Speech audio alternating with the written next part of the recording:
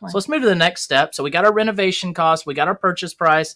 We're going to now look into ARV. If you don't know what ARV is, that's your after repair value. It's important no matter what you're doing. If you're doing a buy and hold, whether it's a BRRRR or you're just keeping, the sweat equity in the deal, it's important because you want to make sure with that purchase in Reno that you're not over investing in that property. Yeah. You don't want a $100,000 house that you've put $200,000 in. Yeah.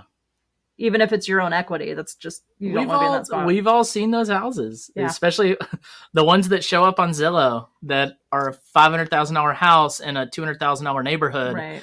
And like the pictures are just so amazing, but it doesn't change the fact that that house is where it is. Right. And all of the comparables, what we call them comps in that area, show that it's not worth $500,000. It's worth $250,000 at best. Yeah. And then the pictures show how overflipped it was. Right. They have marble flooring and they have marble walls, or they have 30 different types of tile throughout the house. And it's just like, it's still sitting on someone had a really creative mind, and they were like going Bob Ross on the inside of their house with tile.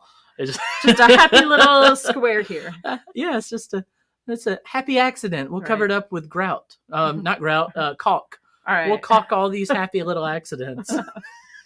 So ARV, it's probably one of the most important numbers because you want to make sure you're buying with enough room to have some equity. Mm-hmm. And if you don't know how to pull comparables, talk with an agent and learn from them. Even if you don't plan to use that agent, offer to give them a gift card or take them out to dinner or something for their time, because you're asking for something from them. You want to offer something in return, but learn how to run the comparables. So I do a search in Zillow for similar houses.